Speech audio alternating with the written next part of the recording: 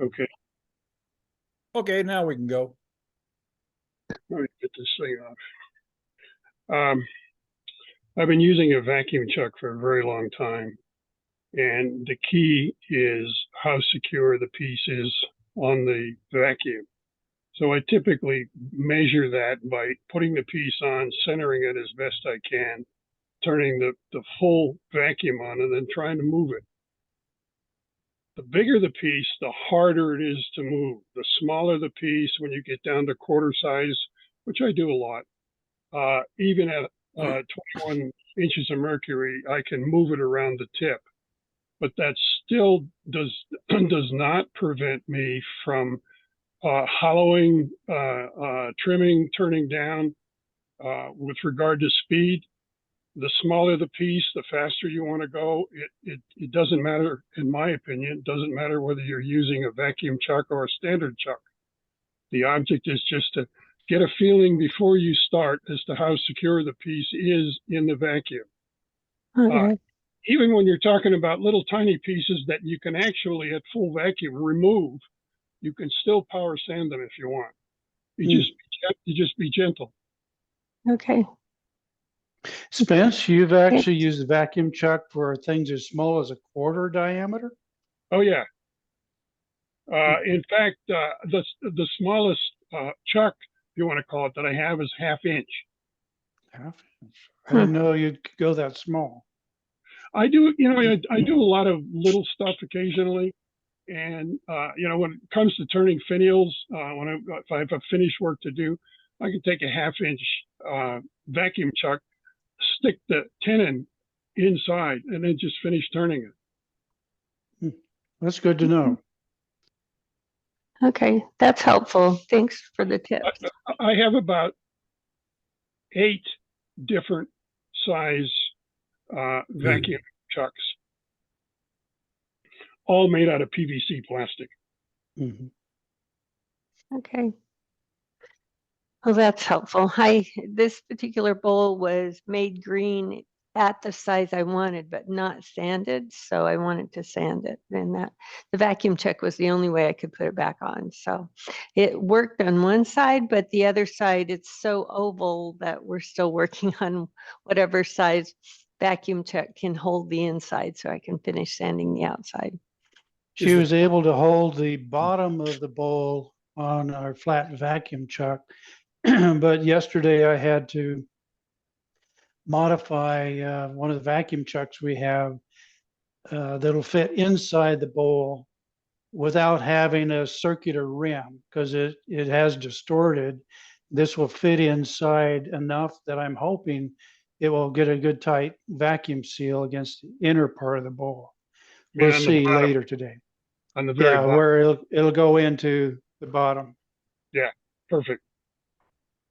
Yeah, the smaller you get, though, the less, like Spence says, the less hold you'll have. So you just have to be a little more careful with that. But it works. Okay. My understanding is, as you said, Spence, really the key is you may want to do 2 things. One is look at the gauge and see how much vacuum you've actually got on the piece, and then try to move it on the chuck. And if it feels secure, then I think you're okay at whatever speed you may want to turn at. I know that for the cold jaws, it says don't go over 600 RPM, but I even exceed that on occasion if it seems safe to me. But I'd never heard of a limit on a vacuum chuck for speed. Cool. In fact, it turns out when I'm doing really, really small stuff, I got my lathe going as fast as it'll go, 3,000, 3,200 RPM. And the reason that I do that is because if I'm down at a very slow speed, the moment if it's a small piece like this big, quarter size, the moment I touch a tool to it, it'll move. If I set it up to 3,600, I can very delicately cut in any direction I want, and it stays where it's supposed to. Okay, well, that's news to me. I thought that we needed to stay at a lower speed with the vacuum chuck, but if you guys are going higher speeds, then I'll try it too. But at that point, when I'm turning the tenon off, I'm so very careful because that's close to the end of completing the bowl. So I just don't want to have it fly off on me. So Yeah. so I'll give it a shot. When I do that, I also turn going parallel to the spindle line. Mhm. I don't cut sideways, I cut down Mhm. towards the headstock. Oh, yeah. Yeah, Mark, just remember, you've heard it before, turn as fast as you feel comfortable. Oh, of course, yeah, So- we've said that, but yeah, like I said before, I'm just really careful because I'm at the end. Yeah. And I usually have already put the finish on it, and I just don't want to mess it up. So The only thing that's worse than that is when you're buffing it and it grabs it and throws it on the floor and it messes it up that way. Then you really were at the end. yeah, Yeah. true. I have one other suggestion that you might remember. If your bowl is reasonable size, I don't know, anywhere from 4 up, when you reverse it, when you so that your chuck is inside the bowl, it's not a bad idea to bring your tailstock up with a live center that Mhm. doesn't have a point. Mhm. I have a live center that I have a piece of wood on, and I put a little piece of leather between the wood and the piece. And then I do all my sanding except for the little bit that I can't reach with because the tailstock is there. But remember, the closer you get to the center, the more stable the piece is anyway. So Mhm. that helps you to do the outside and feel very safe in doing it. Yeah, Spence, I have several pieces of wood, small pieces of wood to go over that point on the tailstock, just as you've described.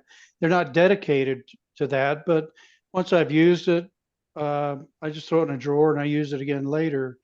But for what it's worth, for those of you who are in AAW, if you looked in the most recent AAW magazine under the tips section, you'll see that Bill Cram had a tip in there to use a wine cork as the piece on the end of your tailstock to keep the point from embedding in your wood. So Yeah. Bill's in there as a tip again. Page That's 16 this time. Yeah, and that's a nice size too. It's very small. Mhm. The other thing That was is, his point, and you can also, depending on your point, you can cut it to whatever length you really need. And I would think shorter is better. Yeah. Keep it as close to the object as you can without letting the point puncture through the wood. when we went to Craft Supply for a class, Craft Supply has and showed us a patented device that they use for that purpose. And it's expensive, but if you pick up a penny, put it against the wood and then just run the tailstock right into the center of the penny, holds it very nicely, easy, always available, and away you go. Yeah, but you have to use a penny every time. That's expensive. Nowadays, you have to find the penny. That's right. The penny has two sides, Spence. That's so you get half as much. You're right.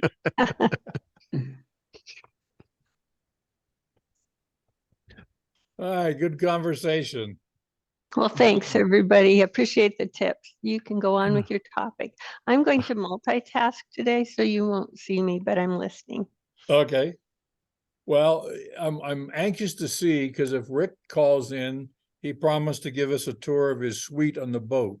So we'll see if he joins us later. And by the way, there's a little side bet on the side. You can enter how much you want to bet on whether or not he will join us. So, but the thing that today decided to talk about is how do we get things from a nice round tree to something that is ready to go on a lathe, and what all experience do people have with doing said same. So anybody want to start off?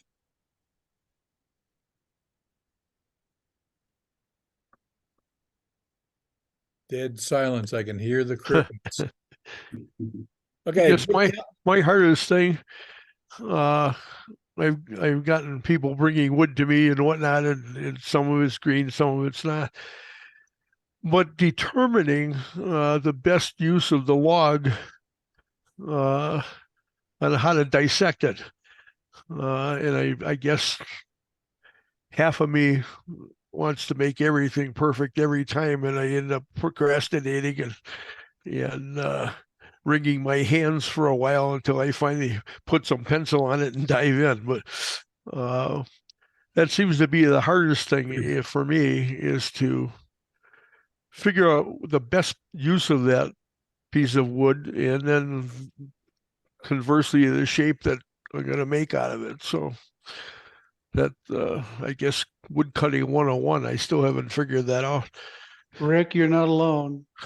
I've got a number of pieces of wood stashed that I haven't touched in years because I just haven't been able to figure out, how do I want to cut this piece? Wow. So I set it back on the shelf and think about it more. I've got a large burl that's the same way. I've had it laying outside my shop for probably, let's see, I've lived here 10 years, so it's probably been there 9 years, and I still haven't figured out how to cut it yet. Mhm. So I would comment on the ABCs of prepping a piece for putting it on the lathe. For me, one of the handiest things that I have is I made a series of discs from 4 inches by ½ inch all the way up to 12 inches, which allows me to, what I do is I take the piece, even if it's an irregular piece, find out the flattest part of the surface, use it, if I can, use that as the bottom. I take one of these like 1/4 inch plywood disc with a hole in the center, put a nail in it and drive it into the top of the piece. Then I use that as the pattern when I use a 3/16 inch bandsaw blade. That allows me to get a circle, and and also gives me the center point. Now, depending on whether it's a burr, if it's a burl, for example, I'll take a 1 inch bit and bore a hole directly down through that hole into the solid wood, and then I mount a 2-prong, whatever you want to call it, Spur drive. spur drive into it, and then I put that on the lathe. That allows me to do either a natural edge or non-natural edge. The other neat part about using the discs is if I end up being lucky to have a piece that's flat on both sides, or that I can make flat on both sides, I do the same thing. I find the flat side. Here's the one, Dick Kelly's got a large one. I use it, I'll find the flat side, I'll put the disc on the top and I'll cut the circle. But then I flip it over, use the same disc, and that allows me to find the center on the bottom. So when I put it on the lathe, it's pretty close to running true. So those discs really, I use them practically every day. I'll add to that. I have a variation, a commercial variation of what Spence has made. This is from the Woodturners catalog, from Craft Supply. It is a 14-inch in diameter, clear plastic disc. I like the clear plastic so you can kind of, if you're interested in looking at the grain and you have a variety of positions you might use to position the piece from the piece you're roughing out. You can see through this disc and see where you like the grain the most. I have this modified for some design stuff that I use, so I have it marked up so that I can get from 3 up to 7 pie sections, wedge sections out of it, so that I can lay it out. But that's for another project. Anyway, this costs what, 14, I think $14 for the 14-inch one. You'd have to double check. It's been a while. Okay. I use something just like that. It's an acrylic, it's commercial acrylic center finder, because I can then look on one side and using the lines on there, I can jockey that piece around until I'm in between getting the best of the grain on that side of the piece, and I'll find a center hole there. And as Spence pointed out, sometimes I'll then flip it over and look for the best center on the other side. And that gives me 2 points then to define where I can put that on the lathe, center to center, between centers then. I don't have the dedicated discs like Spence is describing, but I do find the center with this, and sometimes I will use a pencil through this clear plastic has a hole for the different diameters. I'll mark that on the piece, and then I go with those marks on the piece, I can go to the bandsaw and rough cut the corners off. When I put a piece on, I'm like Spence, I've got the graduated discs to give me an original shot on usually on what ends up being the top of the bowl. I then from there start looking at where the pith goes through, because as you turn down, if you're going to have a little bit of a remnant of the pith, you want it to be, at least I do, want it to be as close to center of the bowl as possible. So I'll then, when I go to put it on the lathe, I'll start adjusting. Originally, I'll put the center where I think it is in the pith, rotate the log, see how it goes. But then I get a little more carried away and I start to measure where the bark comes and what the edge is and adjust by tipping or moving the center slightly. So if I'm doing a natural edge, I get balanced on both sides, the height of the low spot and the height of the high spots, so they end up being even. And then look and see how that looks versus where the pith is going to run. Because I've had a few bowls where I've made them. They look very nice, but the pith runs at about 4 o'clock in the bottom of the bowl rather than being down in the center. That two-prong drive makes that you're talking about a lot easier. I'd like to move a little bit forward to, okay, now you've got it round. Now you've got it mounted on the lathe. The next thing you need to decide is what kind of hold you're going to use. 2 types, either inside or outside. I'd like to talk a minute about the tenon, which is the most critical thing you do when you put a piece on the lathe. There's nothing that's more critical. If you don't do it right, it's going to come off. I brought these tools to the Tuesday morning, but I wanted to point them out again. You were all familiar. There you go. There. No, there. You're all familiar. This is the standard dovetailing tool. This little angle here is 7 degrees, and this is 90 degrees to the shaft, so that when you get your piece down very narrow, you can put this straight in, and it'll give you an exact, in this case, 3/8 inch tenon.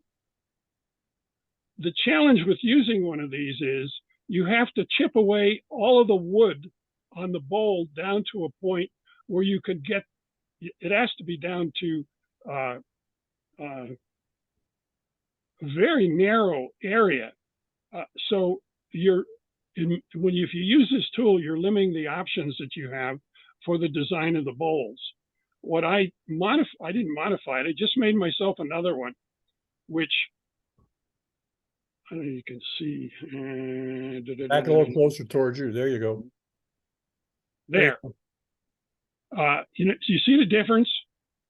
Let me turn this. Sorry, no, this way is the best way. You notice there is no notch. The difference between these two tools is this tool has a slope. on the face. So does mine, but it does not have the 7-degree inclination on the inside. With this tool, it allows me to use a lot more material and go in from a lot farther out to get the tenon. So when I'm all done, I've got this large bowl with a very flat surface and then a tenon, which allows me more design options for that part of the bowl. With this one, you have to take all that wood away. So, and I made it. It's not hard to make. You just need to get the angles correct. This one is, if you notice, let me see if I can do this.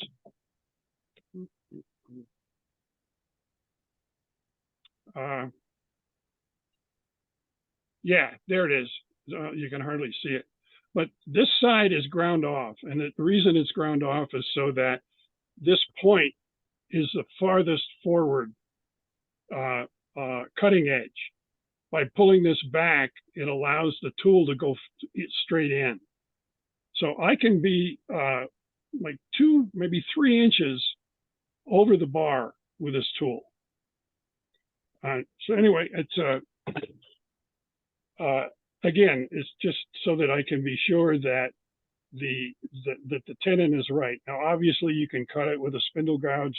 There's a whole bunch of ways you can do it, but it's been my experience that doing it with a spindle gouge, you never get it flat, or you never get it to mate directly with the jaws. You get close. So anyway, that was my objective. Spence, I have a question.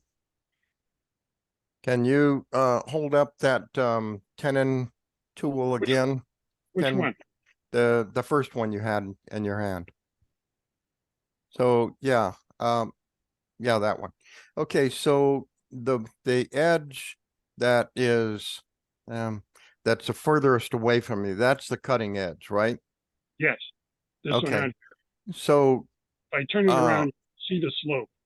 okay, so it looks to me like that's for cutting a mortise, but it how would you be cutting the tenon with that?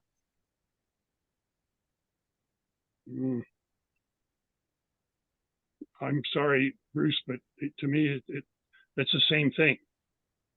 Maybe it's not, but I'm talking about the protruded edge at the bottom of the bowl. Right. Yeah, that's where I am too. But when you have the tool sitting on your tool rest and then into cutting into the wood, it seems like that 7 degrees that you're cutting there, it would perfectly cut the mortise, but I'm not seeing how it would cut the tenon. I don't know. This one came from Craft Supply. It's a Hamlet tool.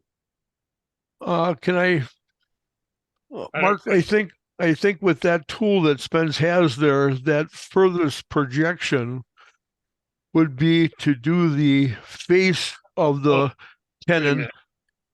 Go ahead. I'm sorry, Rich. It's okay. Doing the face of the tenon until you get to the 7 degree, making the tenon flat, and then having that 7 degree angle for the jaws to grab.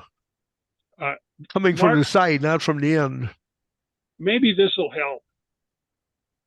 What I'm doing is moving the tool to a point where this edge is parallel with the bottom, or I mean parallel with the side, so that when I go straight in, this edge is set to the 7 degree, in my case, Vicmark chuck. You don't go, you go in straight. Actually, you don't go in straight. You go in so that this section over here, what looks like a slanted section. Let's see, how can I do this? I turn it. Now, you see the slanted section is straight. So if I go in at this angle, this is the face of the bowl. This is the tenon on this side. So your tool's coming in perpendicular to the center line of the lathe spindle. Yes. This side is a 7-degree angle when this side is flat against the side of the wood. Does that help? Mark, I think. in- Mark, Okay, I in I your was scenario, trying to hit the unmute button there. It's easier to see in this tool. Yeah, Because this one goes, you see the angle up here? That's 7 degrees. This goes straight in and gives me an absolutely flat wall for my chuck to lay on and a tenon for it to grab on.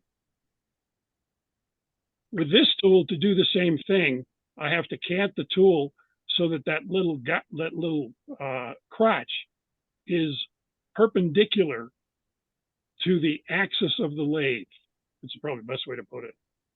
okay. I guess I'm not understanding how the tool pushes into the wood. It seems like when you go in, you cutting a mortise, it's perfect.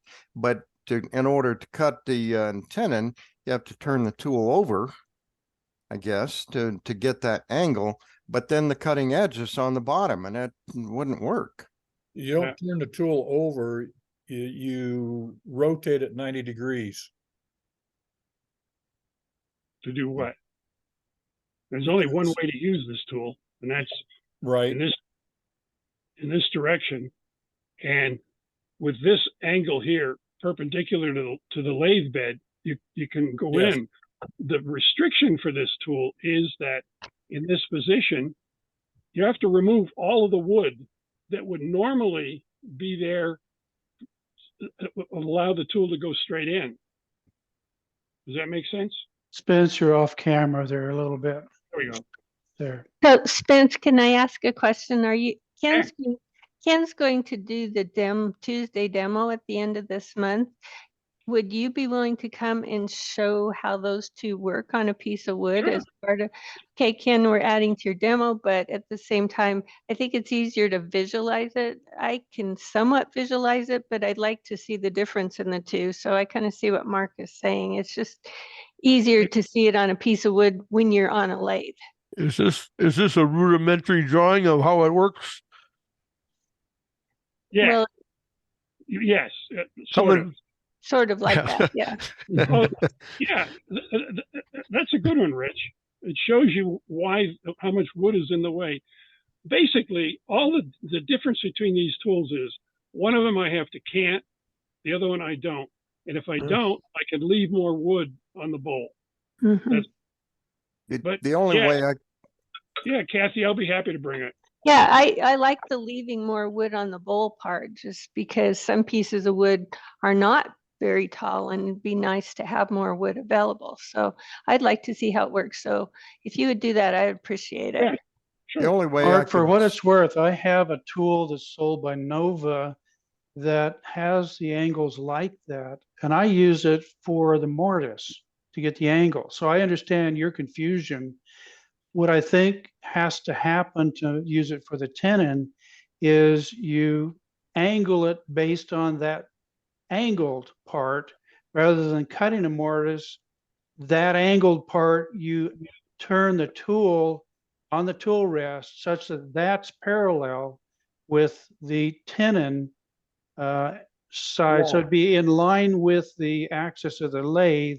So the other side then is going to be cutting at that angle. Correct. I fully understand your confusion there. Well, I could see maybe if you go to the other side of the tenon, but with it running in reverse, and then you could get that 7-degree angle. I still don't see how that tool would work. Mark, Mark, let me ask you a question. I think there's something I don't understand. What is a mortise? Well, mortise, some people, there's a different name for them, but anyway, mortise, I can't think of the right name, but okay, looking at the bowl, looking at the bottom of the bowl, where is the mortise? Is that the right word? Right? question. Are you talking about the straight wall that is perpendicular to the lathe at the bottom, at the we call it the end of the tenon? Is it the section that the flat part of the chuck meets up against the bottom of the bowl? I'm confused. I don't understand. Okay, I actually bought one of those tools that you have there, but I haven't figured out how to use it. You know, and that's why I'm asking the question, because I have the tool and I don't know how to use it. You know, You know so what? Sounds like I'll go to Tuesday my demo will take care of that. I'll Yeah. go to my workshop and get it and show what I'm talking about, because it doesn't seem like it would work. And maybe there's some YouTube videos that shows how to make it work. I don't know, but You're coming from the side with that tool, Mark. You're not going parallel, or you're not going directly in line with the spindle. You're 90 degrees. You're coming from the outside in to create the tenon. okay. Well, you guys go ahead and Yeah. continue. I'm gonna go get it, and maybe my question might make more sense. Bring a So bowl with you with the tool. I'm gonna bring something that has a tenon on it to Yeah. show. I'm show you my bringing question. a bowl with a mortise, and I'll bring the tool that I use to make that mortise, so we can show it, and you can see how it's similar to what Spence has been showing. Okay, I'll be right back. Bruce, while he is doing that, if you've got my stuff available, this might be a good time for it, because it really is not in the flow of roughing out Okay, let rough me pieces. look and see here. And while you're getting that, I want to say a couple things. One is that I saw the pictures of the display in the library, and that is just super. I couldn't be happier to be a part of the group that put that together, even though none of mine are in there. And the second thing is for Steve Comstock. I haven't met you before. I haven't seen you online, but I'm really curious to know what those things are on the wall behind you. That'll be cute because Steve's on a phone connection and I don't think Oh, he's got audio.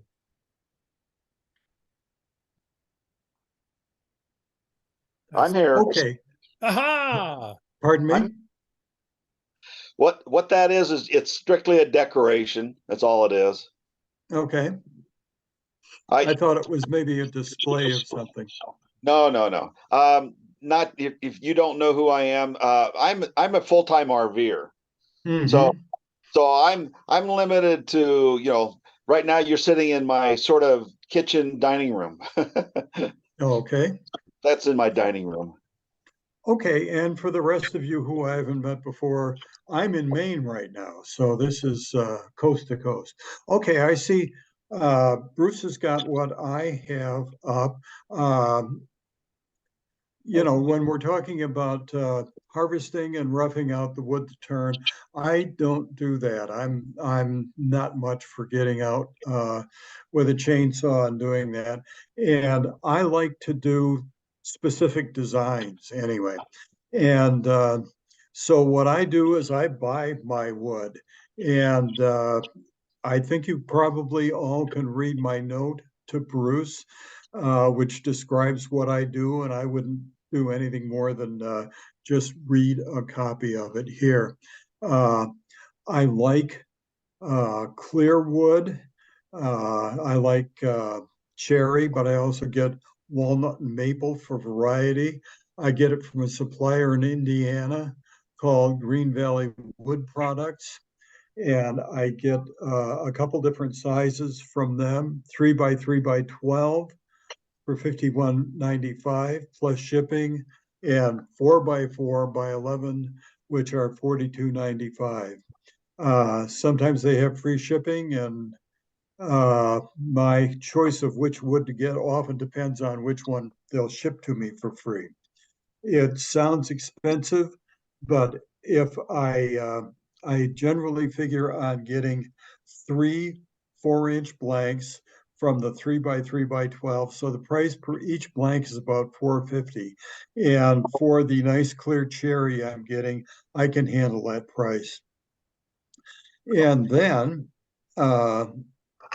let's see. I've lost the pictures of, okay. And then I've got pictures that I included. And with the square diameter, or with the square shape uh, of the pieces I get, I will sometimes incorporate that into the design of the piece. So I use a combination of lathe turned round diameters in with this example is a piece with square legs.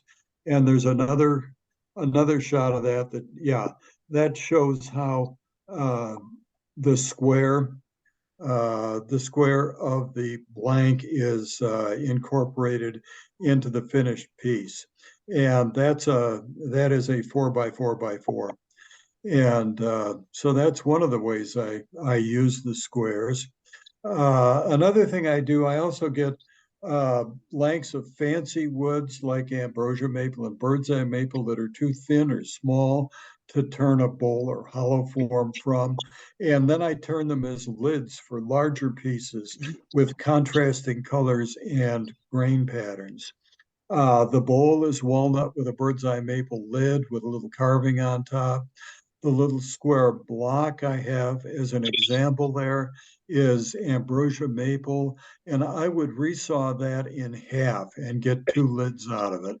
And I just turn the position the lid to make maximum use of whatever grain I've got in it. And so that, and there's another picture.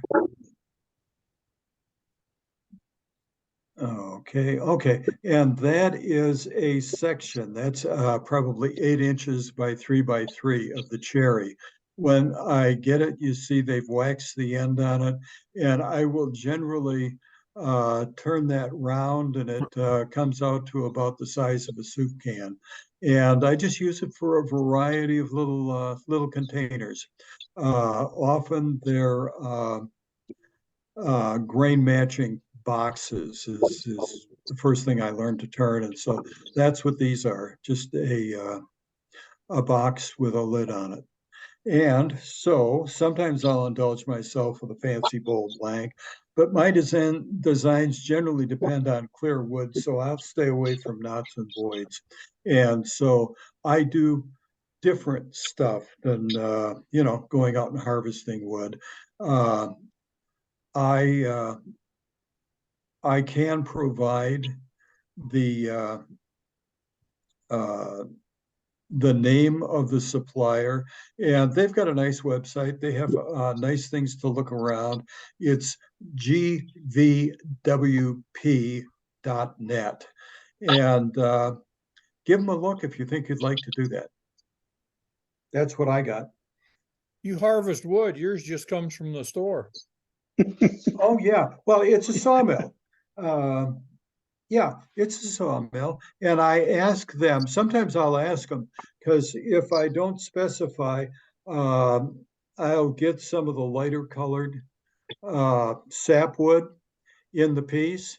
I do enough pieces that I paint or stain or stay away from the sapwood so that I can use those. But boy, I've gotten some nice pieces from them, and I just shortcut the process and go right to the lathe with what I want to turn. Thank you, Dick. We back? We're back. Ken's back. Is Mark back? Yeah, I'm back.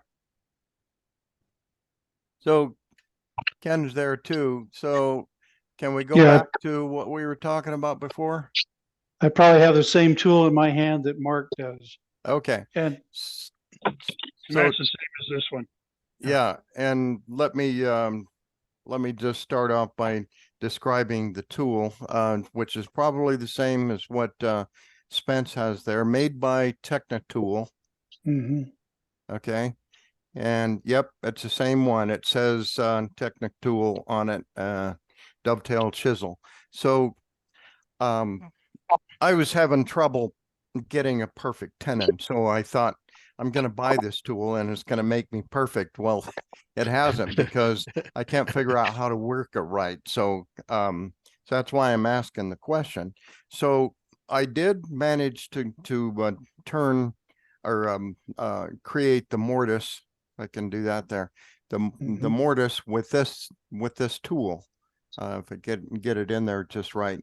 Maybe okay, so got it. that fits in there. Okay, and I was able to get that tenon, or I'm sorry, mortise cut into this bowl. So I don't have any problem with that part of it. It's creating the tenon the other way. Okay, so this is different piece of wood. This is an item that I use for a jam chuck. And that the tenon was cut with a different chisel, but I can't figure out how to make that tenon in there because it's the other side of the wood. If I turn this around, now the cutting edge is down and it's not going to work. What, how do I, Spence, Mark? you have an answer for me? Yeah.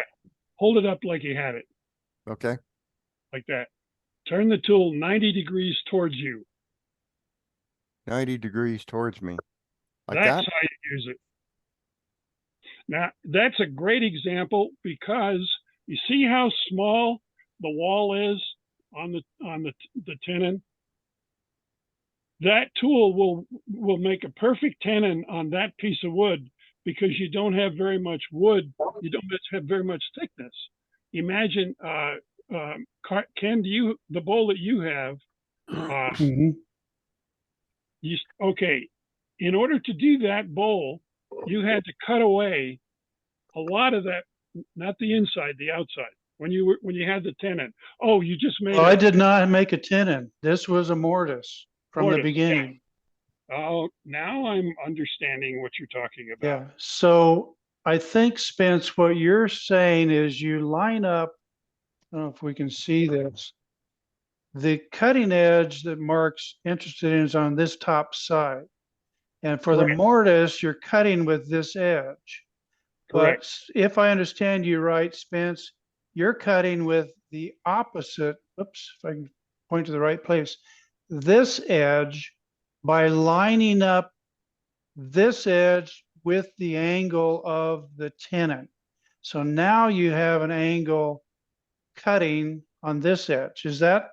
No, Am I interpreting that right?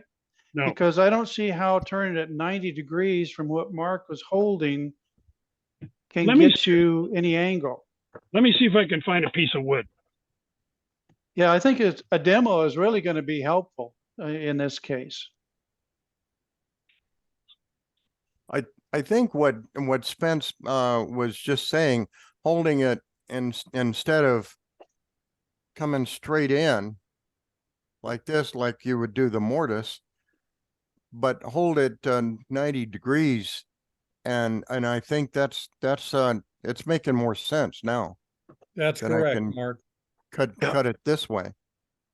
Cut it this way. But I think Straight in from the side. I think move the tool instead of having that point to touch the piece of wood, use the secondary point that move Okay. move that out to the end of your jam chuck a little bit. And get Out to the end here. there you There you go. go. That's it. That should give you the angle. No? Okay. Mm. Here's a piece of wood with a small tenon on it. There. Hold it closer to your face. No, it's this way. Okay. You notice it has a, in this case, a flat space and a flat wall. This was cut for a chuck that did not have a dovetail fitting. It had a straight jaws. But if I wanted to change this to, wait a minute, no, I'm wrong. This does have a dovetail on it. But the way that I cut this, let me turn it this way. There you go. Here's my tool. I got to turn it around. This is being held by the jaw. Fire. There we go. All right, I'm going to bring this tool in and put this edge.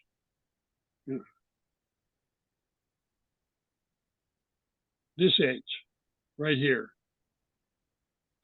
flat against this surface. And let me see if you can see. There's got to be a figure. Raise it up. There you go. There we go. Okay.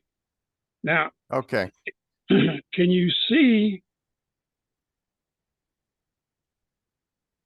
Where am I? There, a little bit, yeah. That's showing it. All right. Can you see the angle?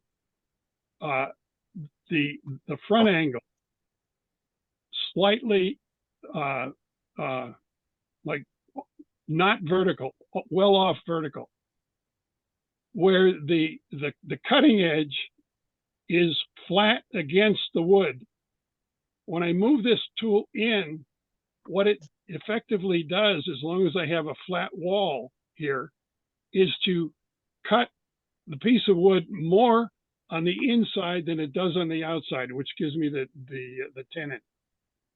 What not confused, but what bothered me about this is this works fine as long as the piece of wood that I'm working on is shorter than this shoulder. Mm-hmm. Change wood. Here's another one that has a much longer flat surface. Watch what happens when I try to put a tenon on this. Mm-hmm. I can't reach it. So what's my next move? My next move is to take all this wood off on this side so that there is less than this space between here and here for me to make the tenon.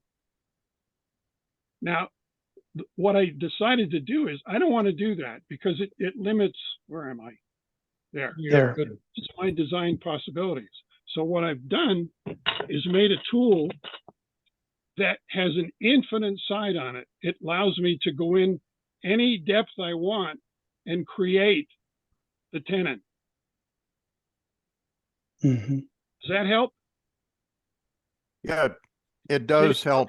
Flat. I can make my 7-degree tenon very easily, and with regard to over the rest distance, I have an infinite amount of distance that I can make any tenon size I want, which leaves me all of the wood for my design, and that's why I do it.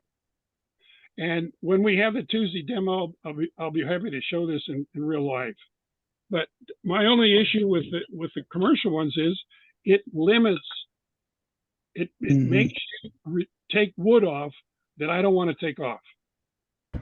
But you, Mark, where are you? Can you see right now this edge right here is flat against the wood?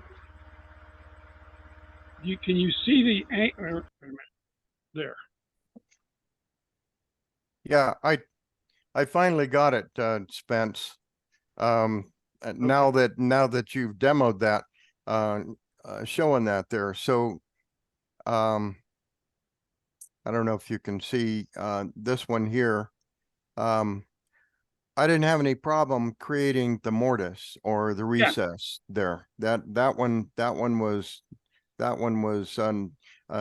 no problem for me. But when I watched it on YouTube, they'd show some guy using he would talk about the tool. I've got this great tool, but he didn't show how he made that tenon. You know, it said, well, I created the tenon. And just go, but you didn't show us, you know, how you did it. So I just couldn't figure out how to make that work.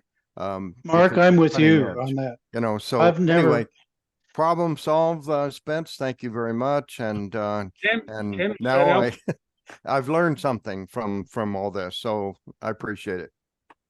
Ken, was Yeah, that helpful? Mark, I was confused too, because I've never seen a way to use this as for a tenon. I've always used it just for mortise. And Mark, if you've got the same tool I have, we may have a problem using it for tenon, because if you notice, it comes with a rounded end. So trying to use this to cut a tenon flat with that may or may not work. But what Spence is showing is straight Look at mine. across, Mine whereas was- there's a radius on this one. So problem solved. Thanks, Spence. In addition to that, I got to tell you, it was really fun making the tool. I Mhm. bought a piece of 3/8 cold roll steel, looked on YouTube and found out how to temper. And so I made the tool. They did recommend that I do the grinding before I do the tempering, which I did. Mhm. But then to temper it, you heat the end, the 2 inches on the end up to yellow or, you know, bright orange, quench it immediately, in this case in water, and then you reheat it to a point where the metal turns purple.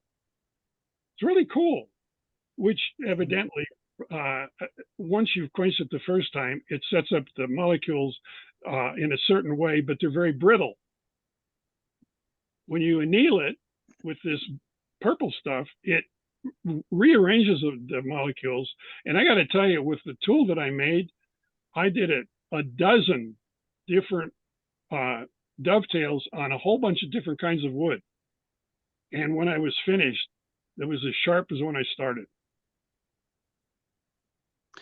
Would there be any advantage to using high-speed steel instead of the steel you used? Yeah, sure. That's all I had was a cold roll.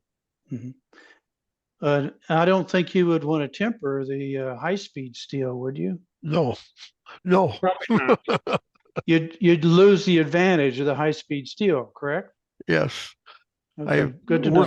Working with metal with high-speed steel, I attended a few seminars by the tool makers, and when you grind, doesn't count as much for wood as it does for steel. But if you grind a high-speed steel tool, even if you get that straw color, you've changed the cutting edge to being softer. Mhm. But I don't think wood makes that big a difference compared to the beating it takes in steel. But yeah, you got to be gentle with that stuff, and the edge will last longer.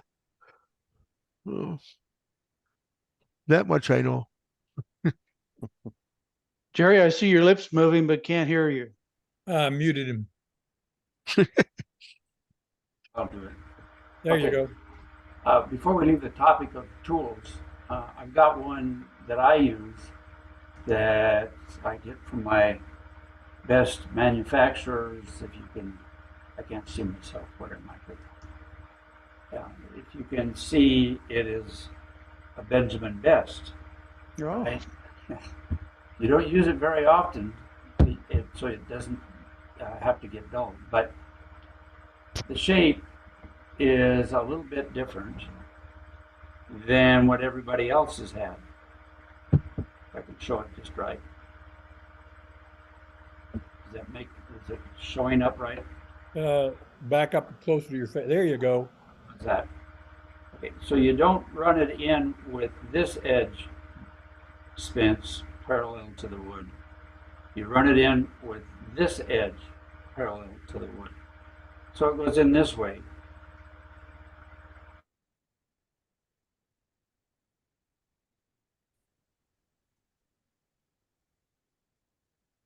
What happened? I don't Yeah, know. where'd he go? what happened to Jerry? He hit the wrong button. The internet swallowed him. Was it something we said? There he is. I think.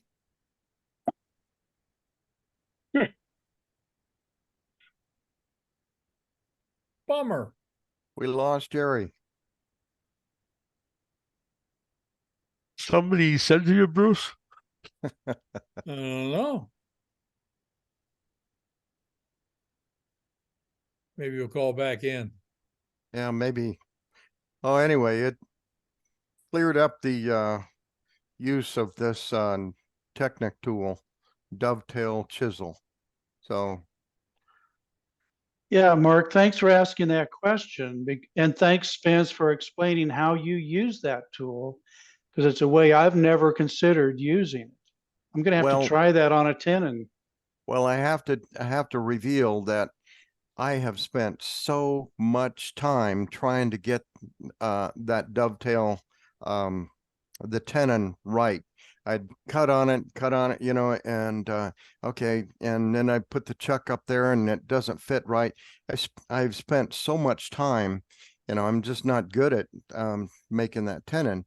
So I bought this tool thinking that it's gonna solve my problem, but then I couldn't figure out how to use it. So now that I know, I can cut the tenon and move on, get to the next step. So I'm very happy about that. One other suggestion I have, as I said, that particular tool has a limited width for the wall. But when you design a bowl, regardless of what size, to prevent you from going down or going through the bottom, it's typically you'll make two steps. Mhm. First for the tenon, and second to use as a guide for the bottom of the bowl so you don't go through it. If you make the second step slightly shorter than that little inset, it works perfect. Works perfect every time. And That's a believe good suggestion. me, you're going to find that you're just going to go and you're done. Welcome back, Jerry. Yeah. August is the month to buy a new computer.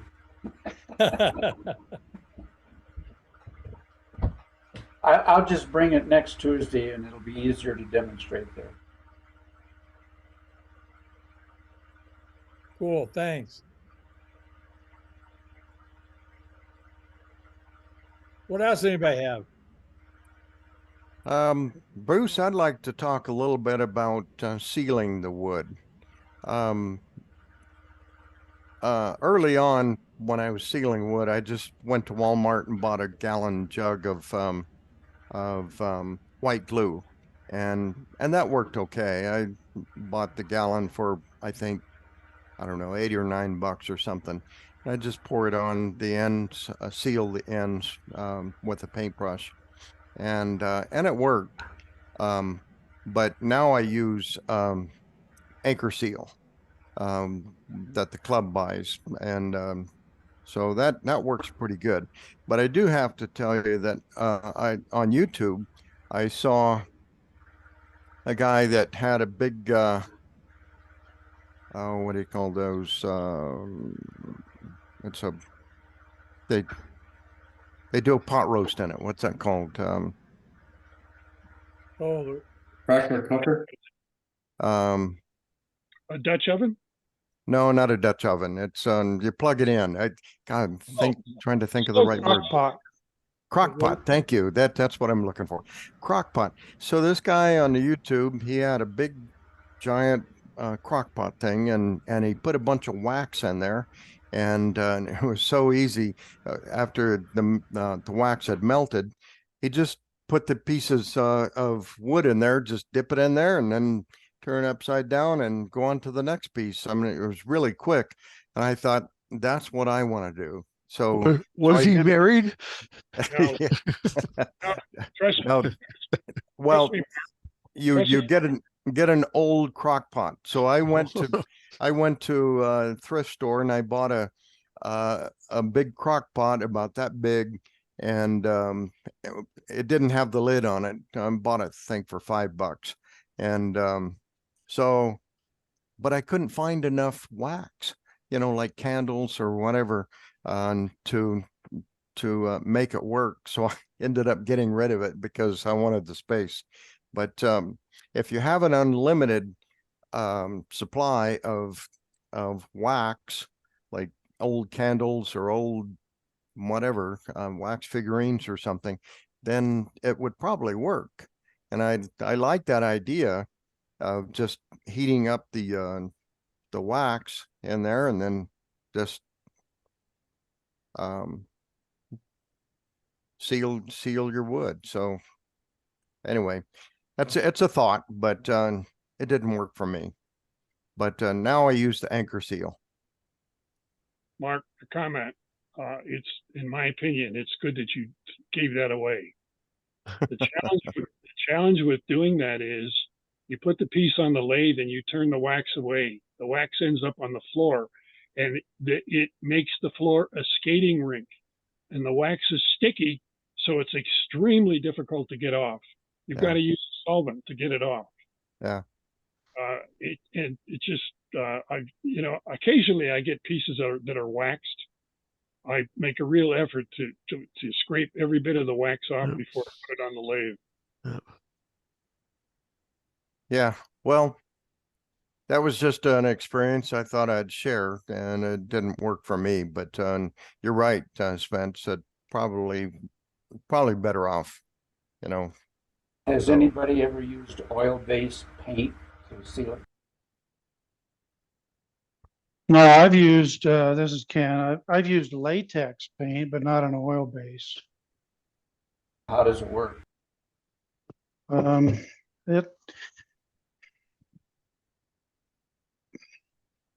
think it worked okay. It's on some pieces that I haven't looked at for years now. But last time I did see it, they hadn't cracked. So I think it works. Mark, I'm just speculating here now, but I think you described why so many of the turning blocks come waxed. It's quick and easy for whoever's selling that block, but then you end up with a problem as the end user. How do you keep this from getting all over your floor? And I think it's good that you've gone to the wax emulsion. I can add to that because those blanks that I showed that I bought, those come with at least the ends waxed, and the 4x4s, the whole things are waxed. That is not a feature that I'm real fond of. And over time, I found out that my floor in my shop, which was plywood at first, just really was a skating rink. And so I've ended up getting rubber mats to put on my floor around the lathe. And I find that that's worked out well for a couple of pretty good reasons. They're more comfortable to work on, and they minimize the effect of the wax. But yeah, it really does. I can attest to skating around for a while until I got my mats on. Now, for what it's worth, the club does have the wax emulsion that's available to all members at a discounted price. That I think is what you're using now, Mark. It's the equivalent of Anchor Seal, I think, but it's the Craft Supply brand.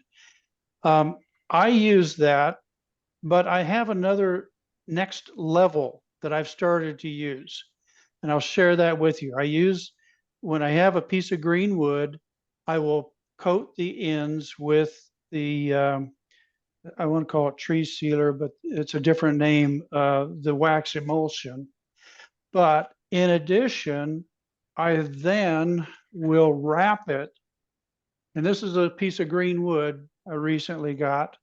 I will wrap it with the shrink wrap there on the ends, with the thought that now I've got 2 layers of protection to prevent the moisture from coming out the ends. I don't worry about the sides. And I've got this on a number of pieces that I have to store outside. The jury is still out because I haven't gone out and looked at those to see if it's actually made a difference. But it's easy to do after you wrap it. Just well, what I found is it's just shrink wrap. I got this from U-Haul, like $6 or $7 for a roll, and it'll last you forever. And it's very easy to just wrap it on there. So we'll see in time if this really makes a difference. There's an additional way to do it too.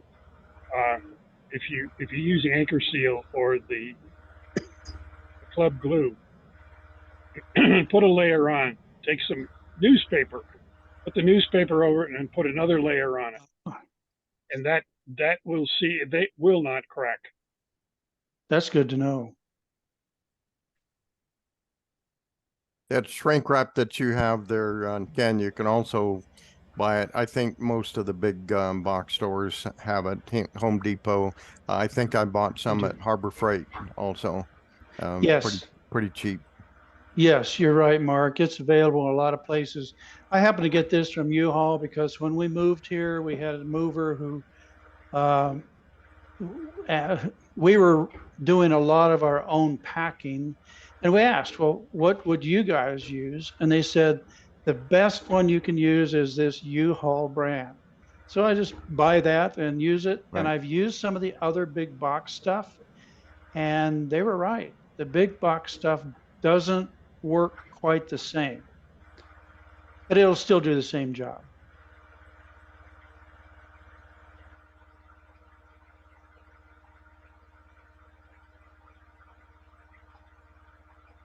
Okay.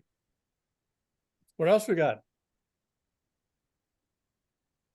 Just a tip for those guys having problem with wax on your floor. You just leave a little sawdust on the floor and don't clean your shop so much, you wouldn't have that problem.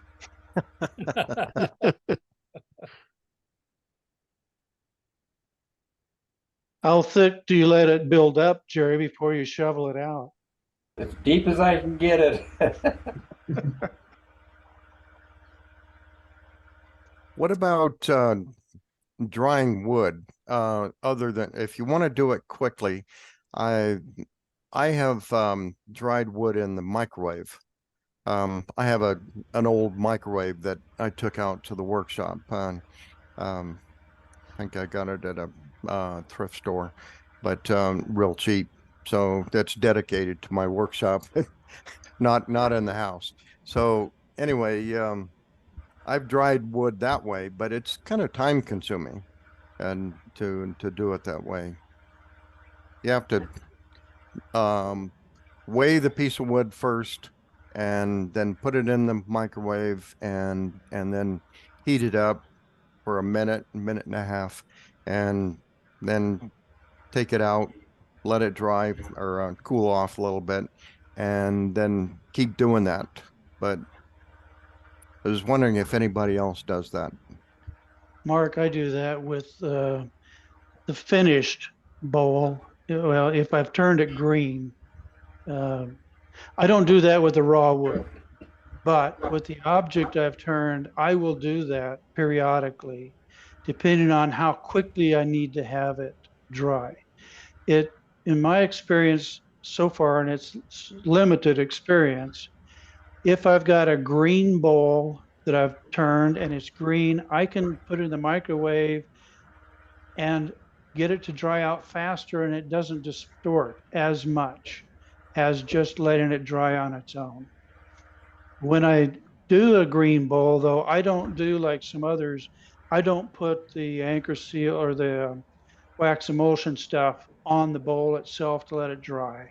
I just go ahead and dry it with the finish off the lathe. I don't know if anybody else does it that way or not.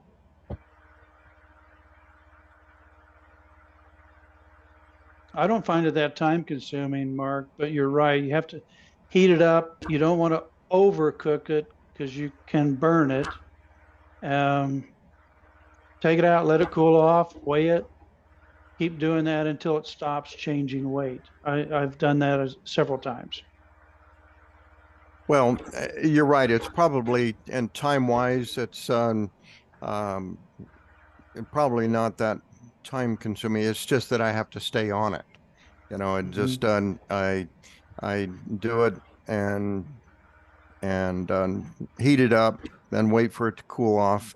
In the meantime, I want to be doing something else, and then I have to go back to it. So it just seems like it's time consuming, but in reality, it's probably a faster way than anything else I would do. How many times do you have to put that into the microwave if you have, say, a 5-inch diameter piece? Well, just it's all relative to how much moisture is in the wood. If you put it in there, you have a moisture meter and it's say 23%, and then you put it in there, take it out, let it cool off, then test it again, and keep doing that until you get down around 7 or 8%. And so you just got to stay on top of it and just keep putting in the microwave. So I've done it I don't know, over a period of say a couple of hours, because each time I take the piece of wood out, set it down and just let it cool off. I go over and feel, and okay, it's cooled off, and then do it again. Start the process all over again. So that's why I'm saying it just kind of time consuming, and it just depends on how much moisture is still in there. Well, Mark, I've heard that put a paper towel in and set the wood on that and defrost, use the defrost portion for 20 seconds. And you should get a wet or at least a damp towel. Take it out. That way you don't have so long for the wood to cool. You can put it back in with another dry paper towel and keep doing it that way until the towel comes out dry. And that works faster. That's what I've heard. I haven't done it. Yeah, and I can tell you that when you take it out, take the bowl out of the microwave oven, it's going to be wet on the inside there. So I've taken a rag and clean out the inside because it's drawing that moisture out of that piece of wood. But don't run it for a minute and a half. Just run it for about 20 seconds and see if you get a better result. I usually run the microwave for 45 seconds to a minute. I don't think I ever do it more than a minute at a time. And in answering your question, Bruce, it's hard to tell. I don't trust my moisture monitor, so I don't rely on that. I just keep weighing it until the weight stops dropping. Okay. And it'll plateau. It may not drop completely and be completely stable, but at some point you'll know that it's an incremental change that's not going to make a big difference anymore. And it may take a couple of hours total time for a 5-inch bowl. But you don't need to get it down to 7%. You just need to get it down to the ambient humidity, that whatever it is at the time. Because if you dry it to 7 and the humidity is 17, it's going to come right back up to 17. Mm-hmm.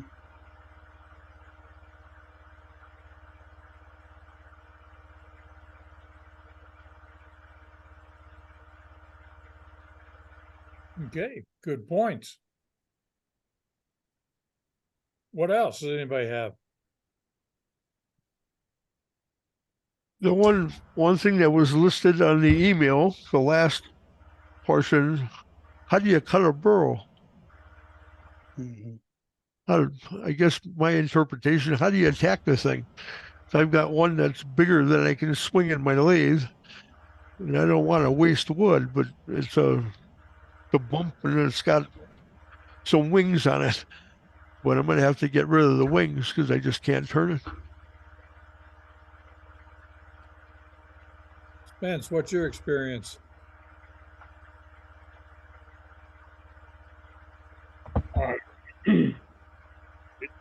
The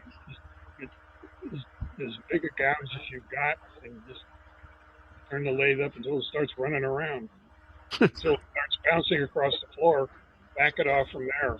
I mean, it's just you're going to beat yourself to death. Bottom line. How do you cut it down to get it to the point you can put it on the lathe? It depends on what you have available. I don't know, Rich. Do you have a big? You'd either a very big bandsaw or take it outside and put it on a chainsaw. And just chainsaw it down, concentrating on making one side flat. I'm pretty sure that I have the piece I have is in that has a flat side. And I guess what I would do is either use a disc system like we talked about earlier, or a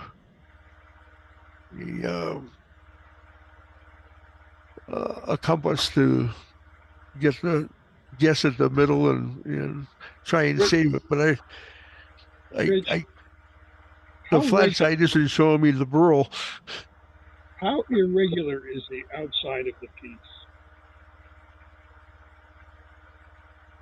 Well, it's rather running out and getting it. It comes in flat and then it's humped.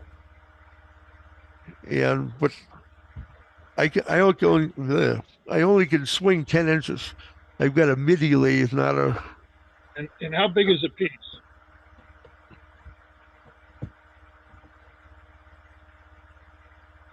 Height-wise, probably about 5 to 6 inches of a bump on there, and the rest is like you'd pour a pancake batter or something. It just comes out, and I guess I could get rid of those wings. Can you give me an idea of the widest diameter? Assuming it was sitting on that flat, you said it has a flat side. Yes. Assuming it's sitting on that flat side, take a guess as to how wide it is. Gosh. It's probably just under a foot wide and maybe a foot and a half long. Okay, the length is not a problem. Yeah. The width is the problem. And whatever you have at your disposal, whether it be a bandsaw or a chainsaw, and probably your case, what kind of wood is it? I don't know. This was given to me and said, "Here." Pardon? Where did you get it? Some people were that took down some trees for me. Had this thing in their yard. Excuse my. Our house is built on an anthill. We've been here 4 years and I've never seen anything like this before. And my wife won't let me use my shotgun. So So it's not a piece funny. of wood that you got in the neighborhood. So it's local wood, correct? Yes. Okay. If you don't have one, find somebody that has a chainsaw, and I have one, and I'd be happy to come over. What you need to do is to whack it down to the point where it'll go on your lathe. However you get it down there, doesn't make any difference. Well, I've got a 14-inch band, so I think I can start hacking the edges away and work my way into the center. So yeah, if you have a yes, you can, and just take enough off it so that it'll fit on your lathe. Yeah. But then you're still going to beat yourself to death getting it round. I know. I played with burls, but smaller, and they worked out well. Black walnut and whatnot. I really like the looks of it, but this is it's a lighter wood. I have no idea. Just use the fattest tool you've got. Spence, question on cutting burls. Is there a preferred orientation to cut the burl?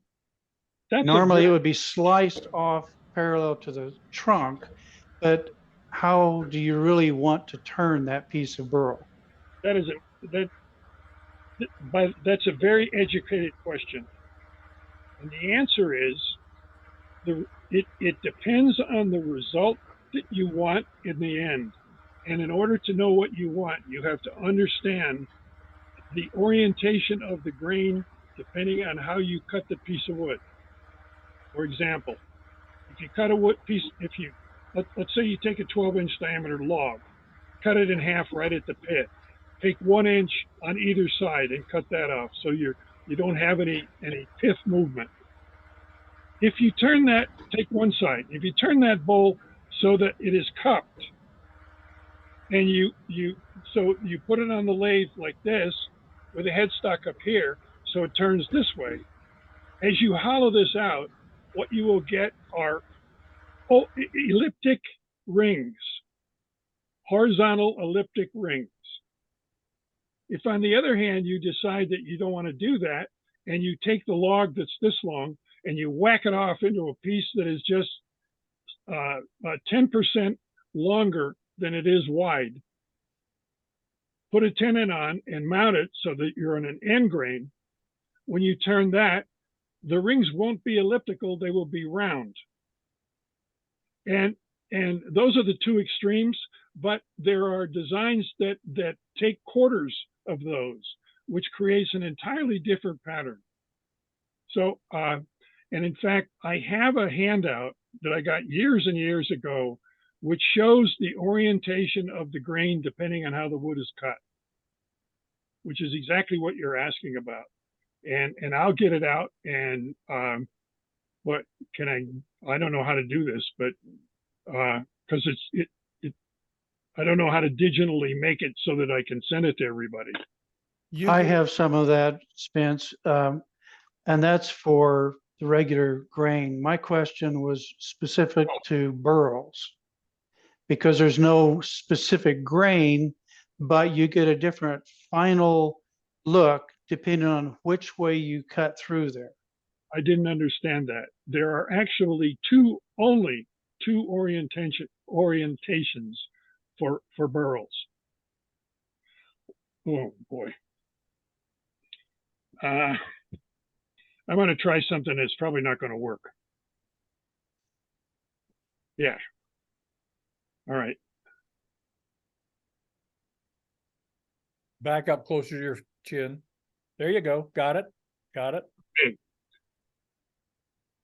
Yes.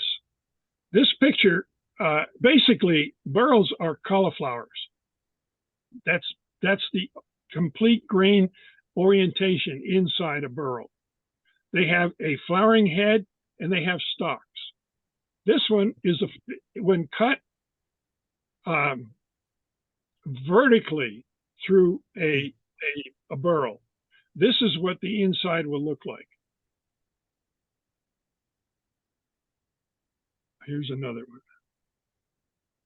I wish I could get a better view. But let me suffice to say, and next Tuesday or whenever I can bring these pictures, because these are super pictures, so they show an absolute face of what a burl looks like. It's a function of what you want in the end. There are two types of pictures that you're going to get when you cut a burl. One is flames going up from the center of the bowl out, and the other is very dots, little tiny dots, irregular, but circles with little dots in them. And that's the base. Think about this. Since there's only two ways to cut a burl, and you cut it other than those two ways, what do? You ruin it. So if you get a burl that comes off a tree or wherever, and it's intact, really be careful and think about the type of bowl you want to make. If you take, for example, let's say the burl looks like this. If you turn it put it on the lathe like this and turn it this way, you'll get one effect. If you turn it around or turn it upside down and mount it and turn it, you'll get a different effect. But what you should be looking for is either the cauliflower or the dots. Mm. Does that help? Yeah, that helps. I want to go grab a piece I recently cut. It happened to be, there was a burl on it that I didn't quite understand. And I cut it and then regretted cutting that orientation. Let me go get it and show you, because it may be part of what you're describing here. Okay. It's still in process though. By the way, those of you that are interested, Cindy Groza has a complete demo on burls and how to cut them and how to design around the particular figuring inside the burl. Excellent demo. And I would bet, I don't think she charges for her demos when she has them online. I don't know for sure, but it would be worth looking if you're interested. Vince, by the way, you mentioned something about a reference about how to cut some wood. And if you want to share that information, you can scan it, and we can actually either send it to the club members or just post it on our website. So I'd love to do that, and I'll meet with you. I'll bring it. I'll meet with you because I'm not particularly computer literate. Well, Spencer I offered a can scanner for you. I can very easily do that. I have a scanner that will do that very easy, and then we can save it. Bruce said you can do it, right? Yeah, I have either a scanner. He also has a scanner at his house, and I also have an app on my phone that makes it easy to put it in and be readable as well. Well, the scanner I have, you can do one page at a time, or you can do 10 pages and put them all on the same document. So Yep. That's a good way to go. So Hold off on doing any scanning. I think I have a couple of different articles that are already in electronic format. Oh, okay. And I'll check on those and Okay. pass them around if I can find them. Okay. One of them I think was an AAW article. One of them I know was from Woodturner. We all recognize the name. And John Armstrong actually handed out in his class an article that showed the different orientations relative to grain. Give me a chance to look for some of those, and then I'll share them. Absolutely. What I have, it's just a whole bunch of pictures. It's not an article. It's just shows orientation of wood as it's cut. Yeah, I've got at least one of these articles shows various options for how you can cut it and what you get from that cut. So let me look for those articles and then I'll share them. In the meantime, I want to share with you, this is a piece of olive that I recently cut from a log. Some of you at Tuesday demo have seen this. You see it's got a nice grain on that side. This side was a burl. And I think that I don't think you can see that well enough. Is this the flame type of configuration you were describing, Spence? Or these are actually, from what I can see, no, it is not. these go through the wall of this bowl. And it was a log that had this burl on one side, and without thinking through, I cut the log in an orientation where it was easy to set it on the bandsaw and cut a circle. Then I realized I had just cut it out through a burl. And so that's why I ask, what orientation should I look at when I come across something like this? I would have to think through it a little bit more and then cut it to get the best orientation. In this case, if I were to cut it straight across here, I think I would have gotten holes like you're describing, Spence. If you look at a rough burl, the top part, the crinkled top part, that is the cauliflower coming out. Okay. So we had a member of the club years and years ago, Ken Allen, no, Fulkerson, Ken Fulkerson. He was in love with honey locust, and he found a source somewhere in the Cottonwood area, somewhere out in the boondocks. But he would buy honey locust burls, and what he did with them is you know, a burl is like this. He sliced them into as many 2-inch slices as he could get, and he sanded the tops flat and made a dish in them. And he used to take them to the square. He sold every bull he made practically when he got there at the square. Everyone. And that's all he ever did. But he took advantage of the fact that if you cut a burl horizontally, you can get a whole bunch of slices, and those slices are a combination of flare and spots. You get both.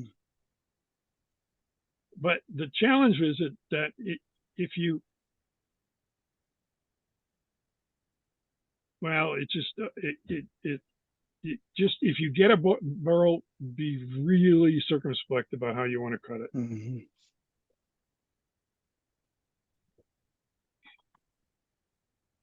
Yeah, no, I like what you did with that that bowl there. I think it turned out really nice. That one Well, there, the form was something I've never, it's too deep for me. I didn't like the form, but it was the best way to preserve as much of the burl part as possible. Now it actually could be used as a flower pot.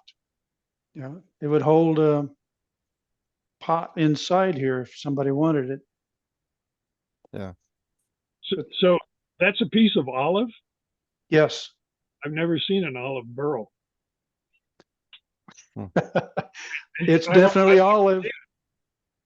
No, I say I'd really like to see it up close. Well, this is the one I did bring to Tuesday breakfast a week or two ago. I don't think I have any, well, I know I don't have any more of the burl pieces. We got some more of the olive, but none with the burl. We got this from Dave Smith. He gave me this piece. A friend of his is apparently a landscaper or somehow ends up with wood down in the Phoenix area and shares it with Dave. He shared this piece with me. Beautiful wood, beautiful grain.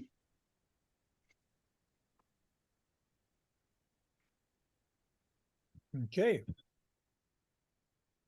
What else can we get into today?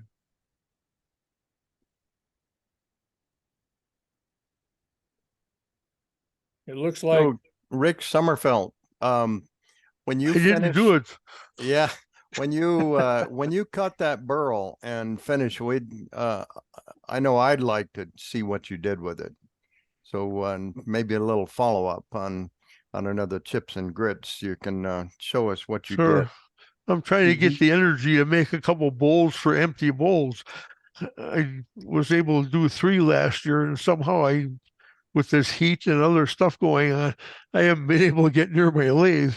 But that's my first priority is to get some of those whacked out. So yeah. Well, Mark, I think it's a good suggestion. I'd like to go a little further. And Rick, after you've made something out of it, bring it to Tuesday breakfast.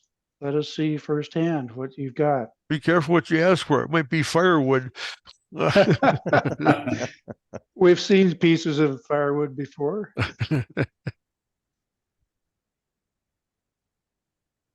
The only nice job I did on a burl was a piece of black walnut, and that was a smaller piece, and I attacked it from the end, so I've got irregular ends on it, and that I was happy with that. But that's one that's off limits for my wife as to being sold or but yeah, but they're neat sometimes. But try not to make funnels out of them. Oh.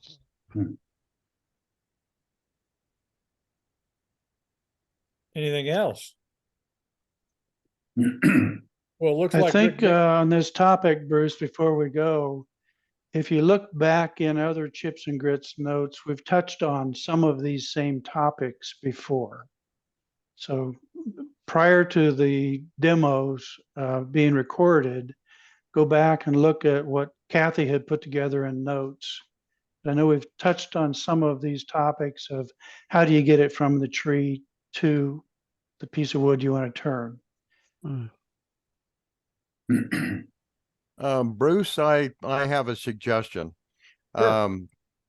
We've done Chips and Grits on finishing before, but I was speaking with a couple of new members, Steve Friedman and Steve Comstock, and they both are requesting that we do another session on finishing. And I personally, I think it would be a good subject to bring it up again and see if anybody has anything new, but to just rekindle finishing and what people do. I've experimented so many methods and products and stuff, and currently I'm using General Finishes Armor Seal, and I'm getting good results with that. But I know a lot of people use wipe on poly or high speed friction polish and lots of other things. So what do you think about maybe making that as a topic in the future? we can do that. I had picked out topics for the rest of the year. And September, I had planned to do in-grain sanding and finishing. And so we could do that maybe and just expand that a little and talk about finishing in general. Okay.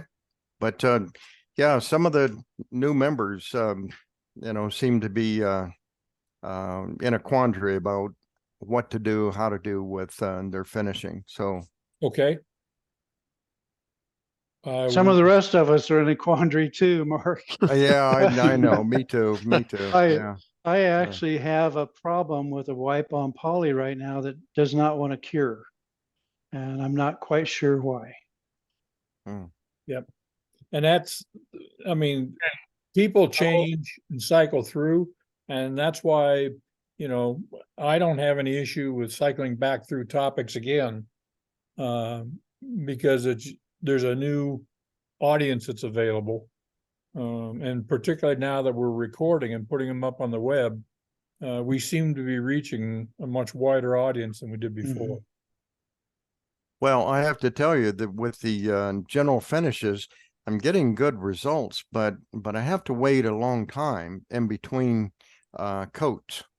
You can't just wait a couple hours and then do it, because if it hasn't cured, when I go to sand it down again, and then go to the next grit, it's kind of gummy and it gets on my sandpaper, and then it's a big problem. So I have to wait till the next day.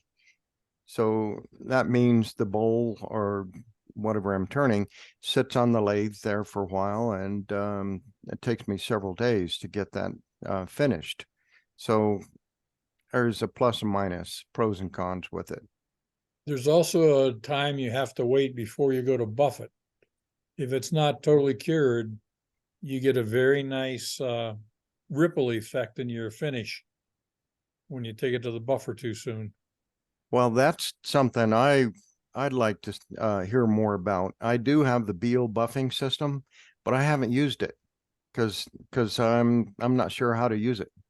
You know, they've got the three what do you call it, triple E and all those, and I just don't know how to do it. So I'm gonna have to get with somebody that knows what they're doing regarding the Beal system. If you want, give me a holler and I'll go through the demo I did for the club some time ago. Yeah. Okay. And Yeah. how old is your can of rub-on? It's not much more than a year old. And That- actually, it's the same olive, but with this particular olive piece, I put a coat of shellac on it, and this poly then solidified. The other one, I used a spray lacquer first because I was going to take it to Tuesday breakfast. I didn't want to pass around without anything on it. So I did a quick spray on, and that's the one that uses exactly the same poly that I did on this one, and it stayed gummy in spots. So I'm curious to try to figure out if it's because it's the poly over the lacquer, which I've done multiple times before, or if there's something else in what I did that's different between these two pieces, because they're same wood, same can of poly, just different substrate. So finishes are a mystery to me too. Everybody was talking about mortises and tendons. Mm-hmm. And I find when I try to use the mortise and put the chuck in there and I expand it, I have trouble with the wood cracking a bowl. So evidently I don't have to turn it as tight as I am doing. And it's causing, this was on locust that I used it on. I have much better luck with a tendon. I could put a tendon on there and then I just cut it off afterwards. But I don't know if everybody else has had problems with it cracking now or not. Daryl, I recently had that happen to me and it flew across the shop.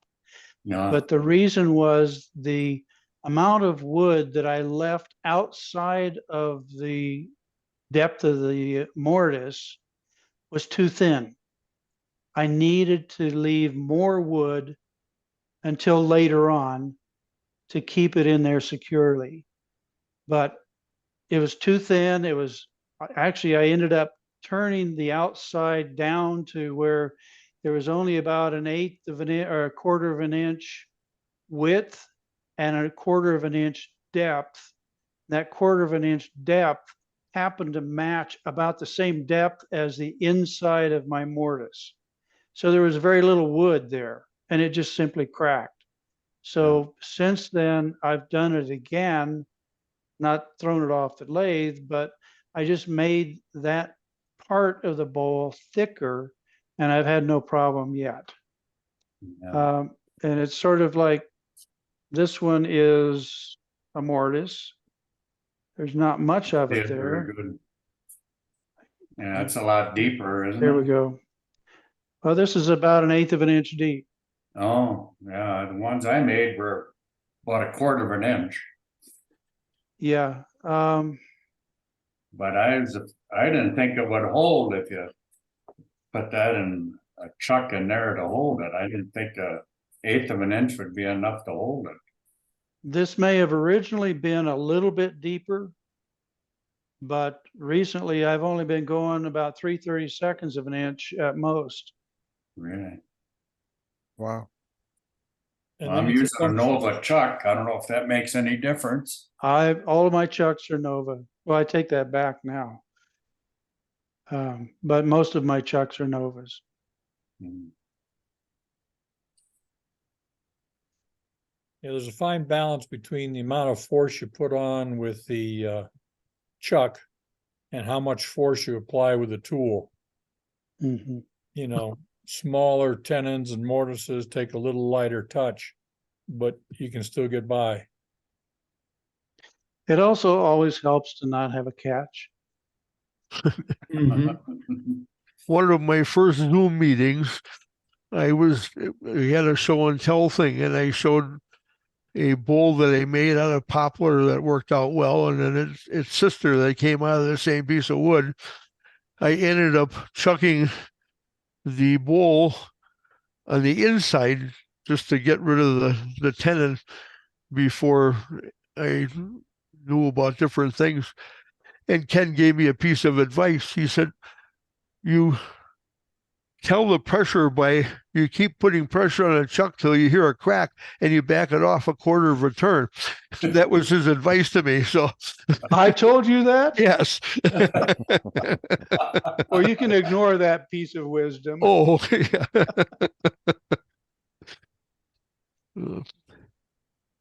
Well, one thing I'd like to learn a little more about is making a live edge bowl. Do you have to cut them on end grain to get the live edge, or how do you do that? Mostly on the side grain. Yeah. Side grain? Yeah, I've got one live edge that I did by an in grain that ended up being a flower pot, but side grain is typical. Hmm. It looks better if you do side grain, in my opinion.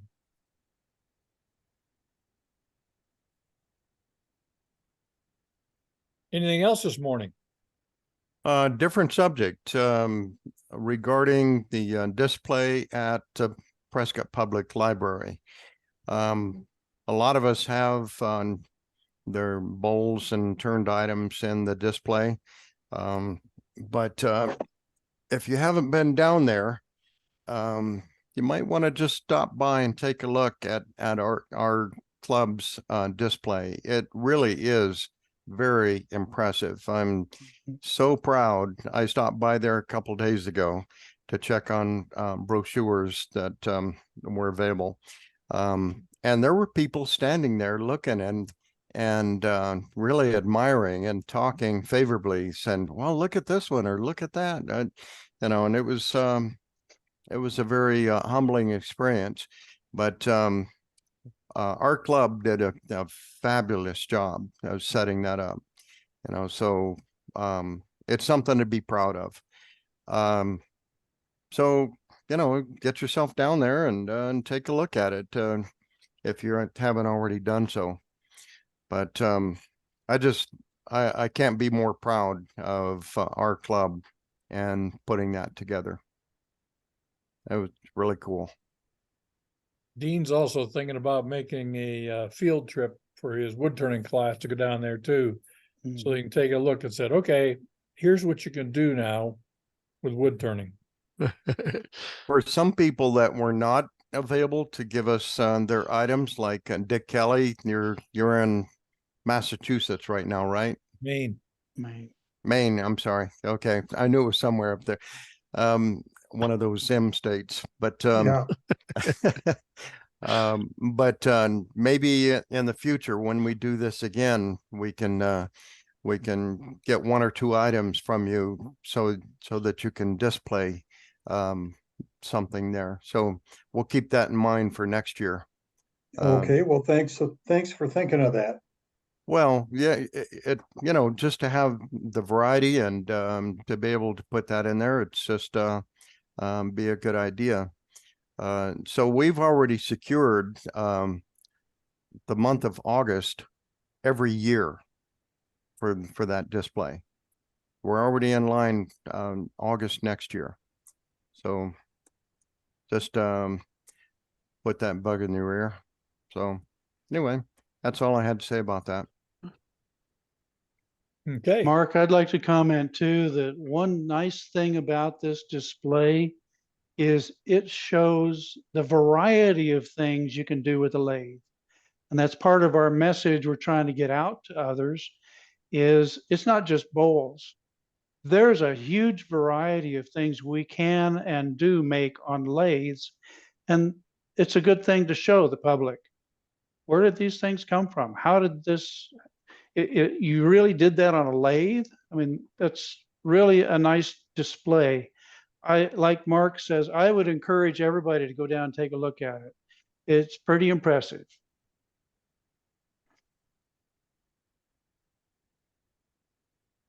And by the way, in the future, you don't have to have high-end things to put in there. We have a broad range of experience in the club, and it's okay.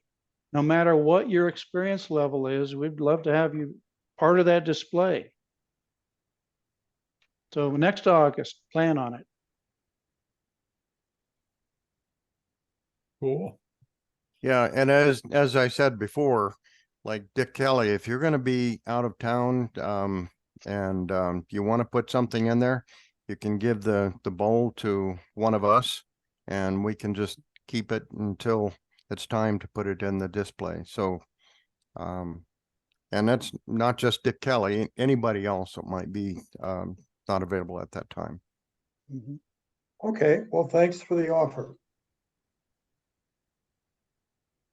Okay, so for those of you keeping track, Rick Davis did not call in, so he must got tied up with a champagne breakfast. So if there's nothing else, we will sign off for today, and thank you one and all for participating. Thank you again, Bruce, for hosting this. Yes, thank you. Enjoy it. Good job, Bruce. Thanks, Yeah, everybody. Thanks a lot, Bruce. Bye-bye. Keep on Bye-bye. turning.